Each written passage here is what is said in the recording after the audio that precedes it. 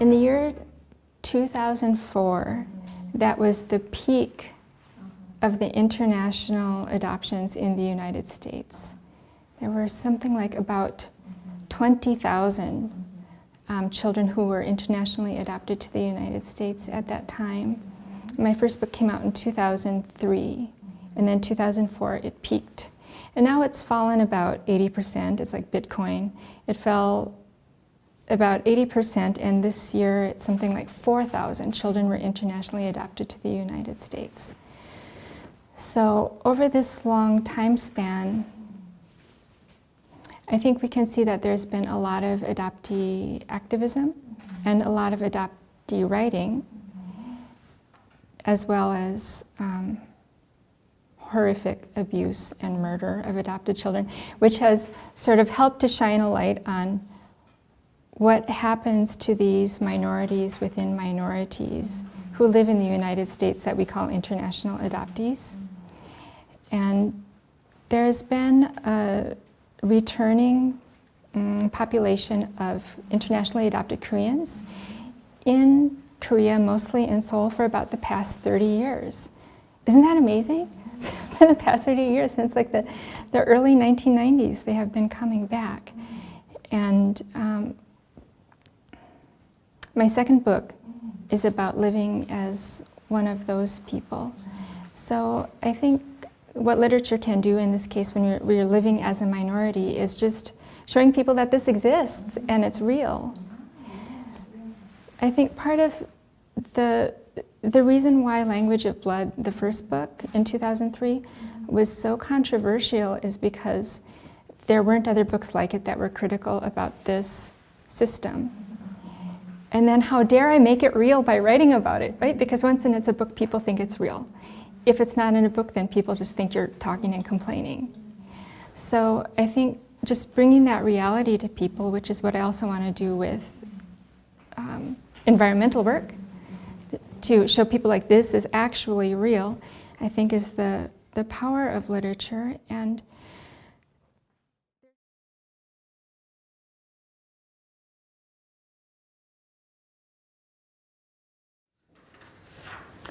I think it's really interesting among adoptees, this concept of forgetting. But you can see, like in the adoptee world, there is a huge split between the French adoptees and the ones who were sent to the other 13 countries. And that's because the French have this idea of the right to forget, and which blows me away, right? Because my whole thing is about remembering and memorializing and making something out of your grief. And so in the real world, the French are often, I mean, there are some French who want to find their birth parents and so forth. But basically the culture is that they have a right to forget, and I guess that comes out of the French.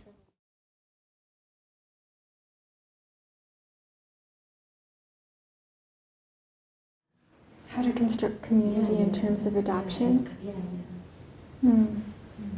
Yeah, that's also like science fiction, isn't it? Because we've been doing that. The adoptees have been doing that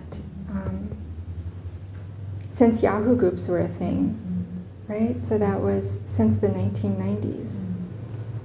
And I think it's really interesting that we did that over the internet, because that's a disembodied space, and so many adoptees carry shame about their body. And the way that they were able to connect without using their bodies was through the internet and through all of the 14 different countries that they sent us to. We're able to connect like that. So there's that community, and the adoptees have various communities where they meet offline, in Seoul and in different cities throughout the world. But how do we bring the adoptee identity with us into other aspects of life? And there needs to be something else. I guess I especially see it today because we have in Korea some kind of network for adoptees, which is mostly used by adoptees who are new to Korea.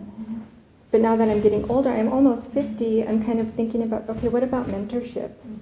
Like, we don't really have that going on. We don't really have a system for mentoring adoptees who are newer here, for those of us that have been here for 15 years, you know. And I suppose that can be done through some organizations, but I don't think it's really matured yet.